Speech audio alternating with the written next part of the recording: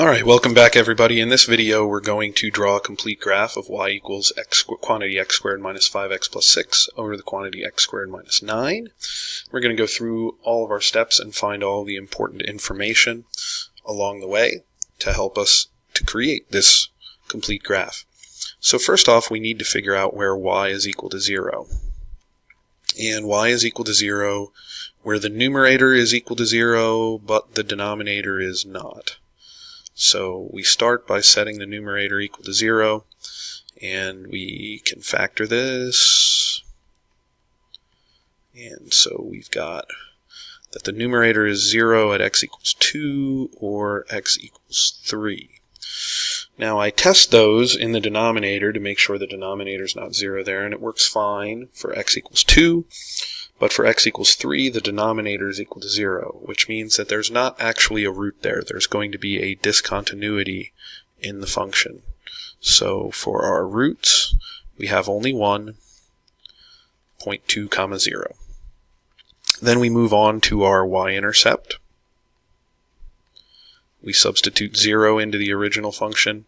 We get 6 over negative 9, which reduces to negative 2/3. Alright. So we've got our roots and our y-intercept. Next, we need to find our maxima and minima and intervals of increasing, decreasing, points of inflection, intervals of concave up, concave down. So in order to do that, we need our derivatives. So we're going to take the derivative, first derivative of this function, and we've got x squared minus 9 times the derivative of the numerator, which is 2x minus 5. Minus the numerator times the derivative of the denominator all over the denominator squared. And we simplify this. We've got 2x to the third minus 5x squared minus 18x plus 45 minus 2x to the third plus 10x squared minus 12x.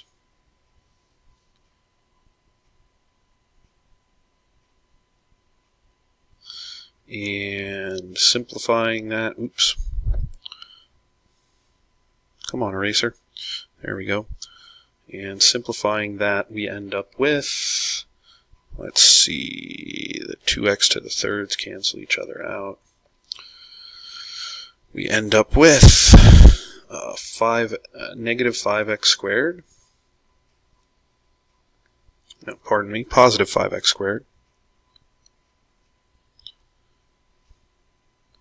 Positive 5x squared minus 30x plus 45 all over the quantity x squared minus 9 to the second.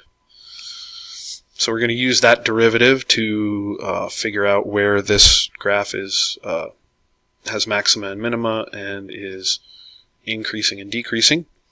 And now we need the second derivative. Oh my goodness, this is going to be fun. So we've got low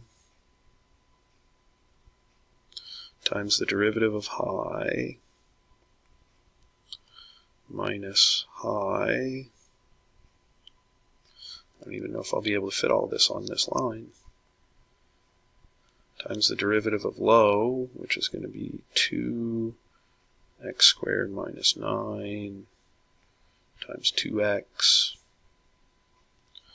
All that over x squared minus 9 to the fourth. And before I try and simplify this, I'm going to take an x squared minus 9. Since there's an x squared minus 9 in each term of the numerator and an x squared minus 9 in the denominator, I'm going to simplify those out.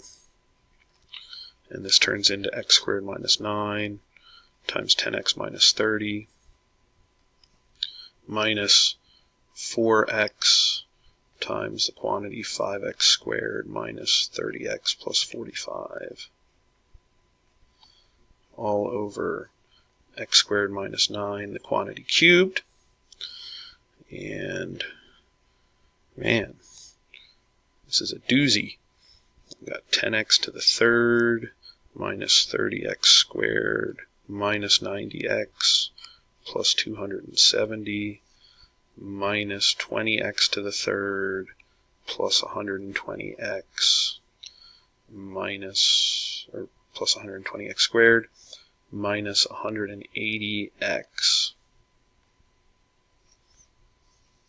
all over x squared minus 9 to the third. And that gives us negative 10x cubed plus 90x squared minus 270x plus 270 all over x squared minus 9, the quantity cubed. And now we're going to do a little simplification magic with this second derivative. We're going to factor a negative 10x out of everything, or pardon me, a negative 10 out of everything. Come on, eraser. Negative 10 out of everything.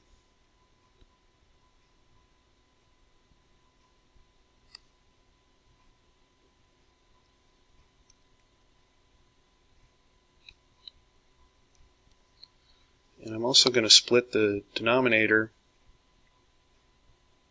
since x squared minus 9 is x plus 3 times x minus 3. And conveniently here, x to the third minus 9x squared plus 27x minus 27 is the quantity x minus 3, the quantity to the third power.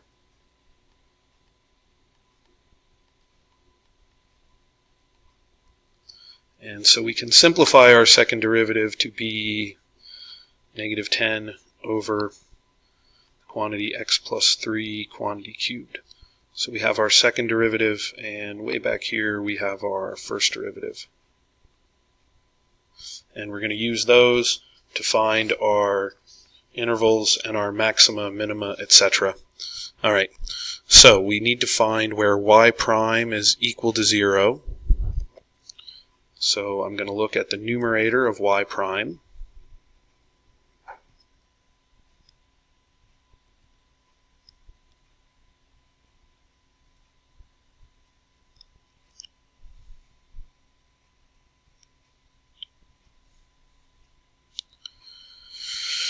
And believe it or not, that never equals 0. So y double prime or y prime never equals 0. Y prime is undefined when the denominator is 0. So that's at x equals plus or minus 3. So when I make my sign chart for my first derivative, it looks like this. Now, the original function is undefined at plus or minus 3, so we won't actually have maxima or minima here. We just have breaks in the sign of the derivative. And so if we look at these intervals, we actually find that on every single one of these intervals, the derivative is positive. And I just substitute values in from all of those intervals. I used 0 for the interval from negative 3 to 3, etc., etc. Alright, so that means that there are no maxima and minima, and that the function is increasing from negative infinity to negative 3, and from negative 3 to 3, and from 3 to infinity. And we can't get rid of those because we have breaks in the function. We're going to have discontinuities at negative 3 and positive 3. And it's decreasing nowhere.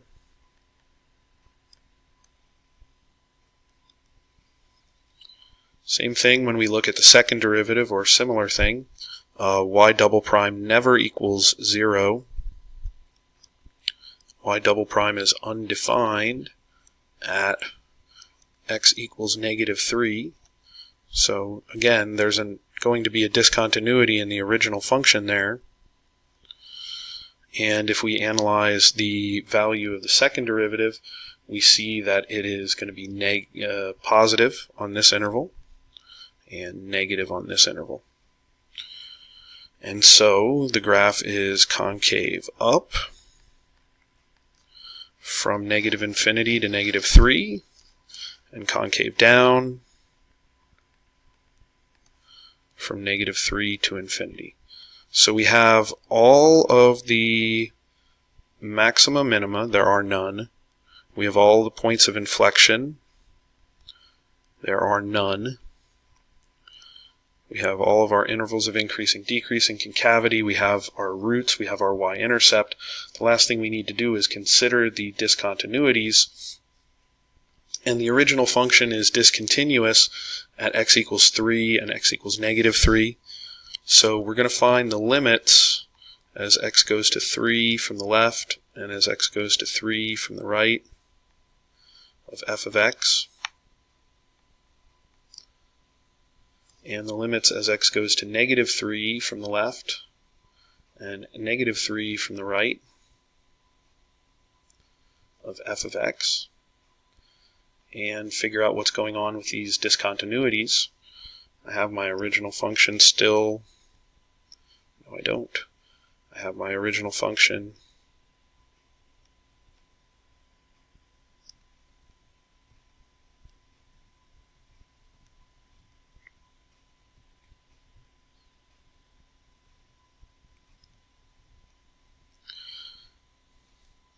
And now I can set up my table around negative 3.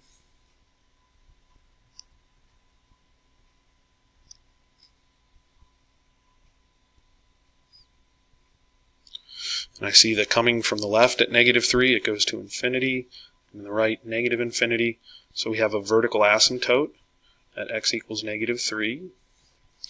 And then for positive 3,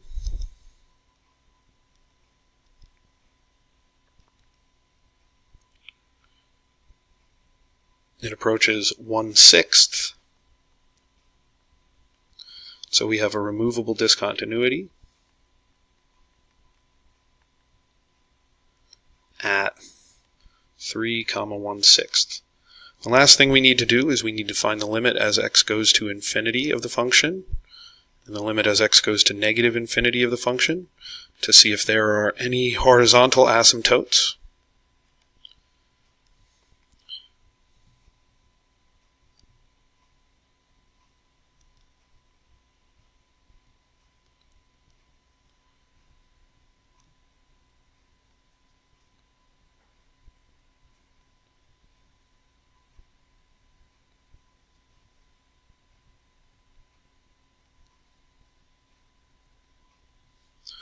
And it looks like we're approaching 1 as we go to infinity.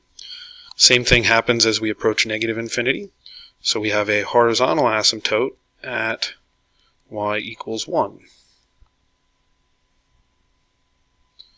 Alright, and now we're going to take all that information and produce our complete graph.